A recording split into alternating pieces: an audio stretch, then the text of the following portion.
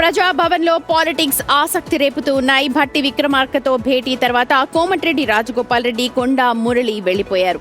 వీరు ముగ్గురు సుమారు అరగంట పాటు సమావేశంలో ఉన్నారు. ప్రస్తుతం భట్టి విక్రమార్కతో ఉత్తమ్ కుమార్ రెడ్డి భేటీ జరుగుతోంది. నియోజకవర్గ పెండింగ్ బిల్లులు పనుల కోసం తానొచ్చానని రాజగోపాల్ రెడ్డి వివరణ ఇచ్చారు. అక్కడే కొండా మురళిని కలిశారని ఆయన అన్నారు. సమావేశం ముగిసిన తర్వాత బయటకు వచ్చిన కొండా మురళి సుస్మిత వ్యాఖ్యలు ఆమె వ్యక్తిగతమంటూ కామెంట్ చేశారు. ఎవరి అభిప్రాయాలు వాళ్లకుంటాయన్నారు. తన బిడ్డకు స్వతంత్రంగా మాట్లాడే హక్కు కూడా లేదా అంటూ కొండా మురళి ప్రశ్నించారు. బీఆర్ఎస్ నుంచి కవిత బయటకు వచ్చి మాట్లాడుతున్నారని, ఆమె మాటలకు వాళ్ల కుటుంబానికి సంబంధం ఎలా ఉంటుందని ప్రశ్నించారు. అదేవిధంగా సుష్మిత మాట్లాడిన దానికి తమకు సంబంధం లేదంటున్నారు. తాము కాంగ్రెస్ లోనే కొనసాగుతామని చెప్తున్నారు కొండా మురళి. మేము కాంగ్రెస్ పార్టీని వీడేది లేదు.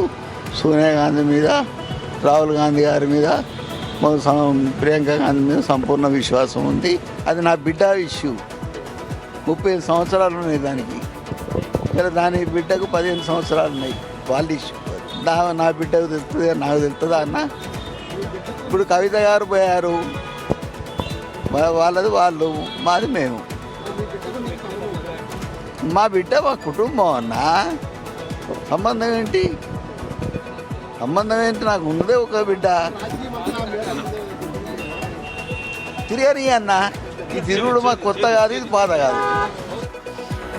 కొండా సుస్మిత చేసిన కామెంట్స్ తర్వాత ఫస్ట్ టైం రియాక్ట్ అయ్యారు కొండా మురళి. కొండా సుస్మిత చేసిన వ్యాఖ్యలు గత 2-3 రోజులుగా ఎంత దుమారం రేపుతున్నాయి కాంగ్రెస్ పార్టీలో. ఏకంగా కొండా సురేఖ బర్తరఫ్ దాకా చర్చలు అవన్నీ వెళ్తున్నాయి. సో ఇప్పుడు కొండా మురళి ఫస్ట్ టైం రియాక్ట్ అయ్యారు కదా. ఎస్, మరి చూద్దాం ఎలాంటి చర్చ ఆయన మాట్లాడిన తర్వాత ఇప్పుడు ఎలా చర్చ జరుగుతోందో. మా ప్రతినిధి రాజ్ రెడ్డి లైవ్ లో జాయిన్ అవుతున్నారు. రాజ్ రెడ్డి, కొండా మురళి వ్యాఖ్యలు చూశాక ఎక్కడా ఖండించడం లేదు, కానీ కూతుర్నే వెనకేసుకొస్తున్నట్టుగా ఆయన మాటలు చూస్తే అర్థమవుతోంది. మరి దీనిపైన ఎలాంటి రచ్చ జరిగే అవకాశం ఉంది? స్పష్టత ఆమె కల్వకుంట్ల కవిత బయటకు వెళ్ళింది. ఆమె విమర్శలు చేస్తుంది. మరి కుటుంబం బాధ్యత వహిస్తుందా? అలాగే ఆమె దారి ఆమె చూసుకుంటుంది. మేము కాంగ్రెస్ లోనే ఉంటామనేది కూడా ఆయన సారాంశంగా కనబడుతుంది. అయితే ప్రజాభవన్ లో ఇప్పుడు ఉన్నటువంటి తాజా పరిస్థితి మనం కనుక చూస్తుంటే ఇప్పుడే ఉత్తమ్ కుమార్ రెడ్డి కూడా బయటకు వెళ్ళిండు. ఉత్తమ్ కుమార్ రెడ్డిని ఏంటి భేటీకి సంబంధించినటువంటి ఉద్దేశం ఏంటి, ఎందుకు భేటీ అయ్యారని కూడా మీడియా ప్రశ్నించడం జరిగింది. అయితే ఆయన దేనికి సమాధానం చెప్పకుండా నేను ఏం మాట్లాడలేదు, మీడియా ప్రశ్నించడం జరిగింది. అయితే ఆయన దేనికి సమాధానం చెప్పకుండా నేను ఏం మాట్లాడలేదు, నేను ఏం మాట్లాడను అనుకుంటానే వెళ్ళిపోయారు. మాట్లాడడానికి, స్పందించడానికి ఆయన ఇష్టపడలేదు. అంతేకాకుండా రాజగోపాల్ రెడ్డి కూడా కొద్దిసేపటి క్రితమే ప్రజాభవన్ నుంచి వెళ్ళిపోయాడు. రాజగోపాల్ రెడ్డికి ఏకంగా స్వయంగా నేనే ఫోన్ చేశాను. సార్, ఈ భేటీ ముఖ్య ఉద్దేశం ఏంటి, ఎందుకు భేటీ అయ్యారు, మీరు ఎందుకు ప్రజాభవన్ వెళ్ళారు అని కూడా అడిగాను. అయితే నాకు ఈ రాజకీయ భేటీకి నాకు ఎలాంటి సంబంధం లేదు. నా మునుగోడు నియోజకవర్గంలో ఉన్నటువంటి బిల్లుల అంశంలో భట్టి విక్రమార్కను కలవడానికి వెళ్ళాను. అభివృద్ధి పనుల కోసం భట్టి విక్రమార్కను కలవడానికి వెళ్ళాను. అందులో భాగంగానే నేను అక్కడికి వెళ్ళిన తర్వాత కోమటిరెడ్డి రాజగోపాల్ రెడ్డి ఇష్యూ అనేది సరే ఎంతైనా ఇంట్రెస్టింగ్ గా కాంగ్రెస్ పార్టీలో, కాకపోతే దాన్ని మించినటువంటి ఇంట్రెస్టింగ్ ఇష్యూ ఏంటంటే కొండా ఫ్యామిలీకి సంబంధించి. సో ఇప్పుడు కొండా మురళి రకంగా మాట్లాడడం అంటే కొండా మురళి ఎస్ మీకు ఏం కాదు, కొండా సురేఖ ఎటువంటి బర్తరఫ్ జరగదు అని ఏమన్నా అభయం వచ్చిందా లోపల అనేది ఒక క్వశ్చన్.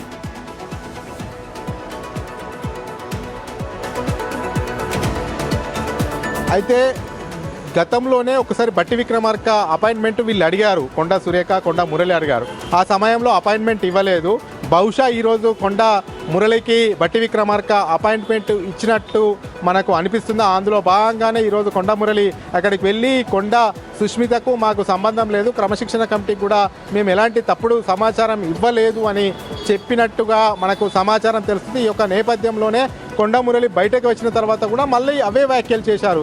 మా కూతురు మేజరు, ఆమె దారి ఆమె చూసుకుంటుంది అనే దానిలోనే మాట్లాడారు. కాబట్టి వాళ్ళు క్లియర్గా ఉన్నారు. ఎక్కడ కూడా కొండా సుష్మితను విమర్శించకుండానే కొండా సుష్మిత ఆమె ఇష్టం అనుసారం వ్యవహరించుకుంటుంది. ఆమె మేజరు, ఆమెకు 38 సంవత్సరాలు ఉన్నాయని చెప్తున్నారు. అయితే ఇదంతా కూడా భట్టి విక్రమార్క దగ్గరికి వెళ్ళి మేము కాంగ్రెస్ లోనే ఉంటాం, కాంగ్రెస్ లాయలిస్ట్గానే ఉన్నాము. కానీ రాజురెడ్డి ఇప్పుడు ఇంతకు మనకు ఎమ్మెల్యేలు మాట్లాడినా, ప్రతి ఒక్కరు మాట్లాడినా సరే లాయల్ గా ఉండాల్సిన వాళ్ళే ఇలా మాట్లాడితే, పార్టీకి సంబంధం లేని ఆమె మాట్లాడింది. ఆమె వ్యక్తిగతం అయి ఉండొచ్చు, కానీ వీళ్ళిద్దరూ కూడా కాంగ్రెస్ పార్టీలోనే ఉంటామని ఒక పక్క మురళి చెప్తూ ఉన్నారు, కానీ ఎక్కడా ఖండించట్లేదు. దీని మీద మళ్ళీ రియాక్షన్స్ వచ్చే అవకాశం ఉందా?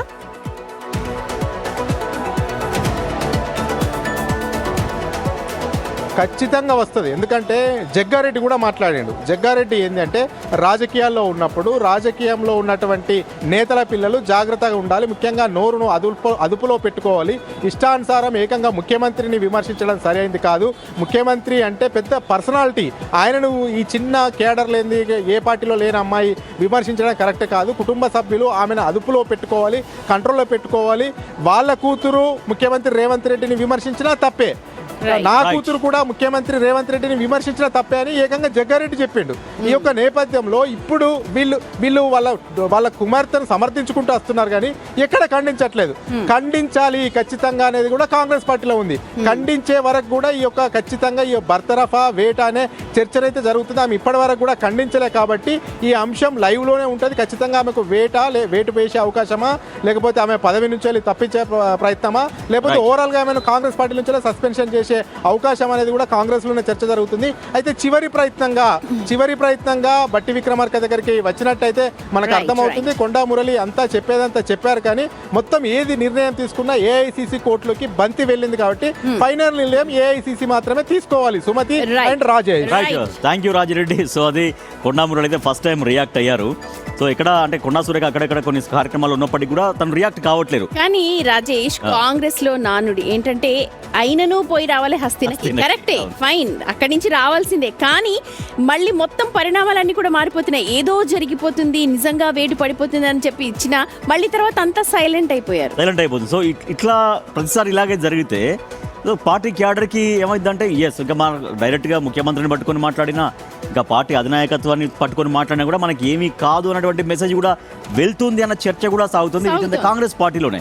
సో ఇప్పుడు కొండా మురళి బయటకు వచ్చి ఏం మాట్లాడారు, తను మా కూతురే, బట్ ఆమె వ్యక్తిగత ఒపీనియన్ ఆమెకు ఉంటుంది, మాకు సంబంధం ఏంటి అనేది మాట్లాడుతున్నారు. కానీ నిజంగా మరి వాళ్ళ కూతురే ముఖ్యమంత్రిని పట్టుకొని మాట్లాడితే డైరెక్ట్గా ఎందుకు ఖండించరు? అట్లా మాట్లాడకూడదు, అట్లా మాట్లాడడం తప్పు అనేటువంటి ఆ వ్యాఖ్యలు ఎందుకు రావట్లేదు అనేది ఇప్పుడు క్వశ్చన్ చేస్తున్నారు మిగిలిన కాంగ్రెస్ నాయకులు కూడా. కాంగ్రెస్ కి వీర విధేయులైన కొండా ఫ్యామిలీయే ఇలా మాట్లాడితే ఇంకా మిగిలిన వాళ్ళు ఇంకెంత రెచ్చిపోయి మాట్లాడతారు అన్న క్వశ్చన్ కూడా వస్తోంది. సో ఇంకోటి ఇప్పుడు కల్వకుంట్ల కవితతో కూడా కంపేర్ చేస్తూ చెప్తున్నారు. యాక్చువల్ అది అతను అంటే లేదు, కల్వకుంట్ల కవిత మాట్లాడట్లేదా అనేది. సో అది వేరే. ఇప్పుడు టోటల్గా బీఆర్ఎస్ నుంచి బయటకు వచ్చారు, తన సొంతంగా ఒక పార్టీ పెట్టుకున్నారు. పార్టీ పెట్టుకున్న తర్వాత ఇప్పుడు విమర్శిస్తున్నారు. ఓకే, అట్లా కూడా ఇప్పుడు సుస్మిత టోటల్గా బయటికి వెళ్ళి అసలు కాంగ్రెస్ పార్టీకి నాకు సంబంధం లేదంటూ వేరే రాజకీయ పార్టీలో జాయిన్ కావడమో, తను వేరే సొంతంగా ఒక సంస్థ పెట్టుకోవడం, అప్పుడు మాట్లాడితే అప్పుడు కొండా ఫ్యామిలీకి రాజేష్ ఇక్కడ మెయిన్ పాయింట్ ఏంటంటే సుష్మిత మాట్లాడింది బయట వ్యక్తి, అసలు పార్టీకి సంబంధం లేని వ్యక్తి మాట్లాడింది కరెక్ట్. కానీ క్యాబినెట్ హోదాలో ఉన్న కొండా సురేఖ దాన్ని ఖండించలేదు. అది మేజర్ ఇష్యూ అయ్యే అవకాశాలు కనిపిస్తుంది. ఇంకొక లాజిక్ క్వశ్చన్ ఏంటంటే, కొండా సుస్మిత కాంగ్రెస్ పార్టీ మెంబర్ కాదు అనుకుందాం, కాంగ్రెస్ పార్టీ సభ్యత్వం లేదని. అట్లాంటప్పుడు పరకాల టికెట్ ఎవరికి అనౌన్స్ చేసుకుంటే ఆమెకేంటి ఎందుకు? కరెక్ట్. ఇవన్నీ కూడా చాలా క్వశ్చన్స్ వస్తూ ఉన్నాయి. చూద్దాం మరి ఏఐసిసి నుంచి ఎటువంటి ఇది ప్రస్తుతం భేటీ జరిగింది కానీ అందరూ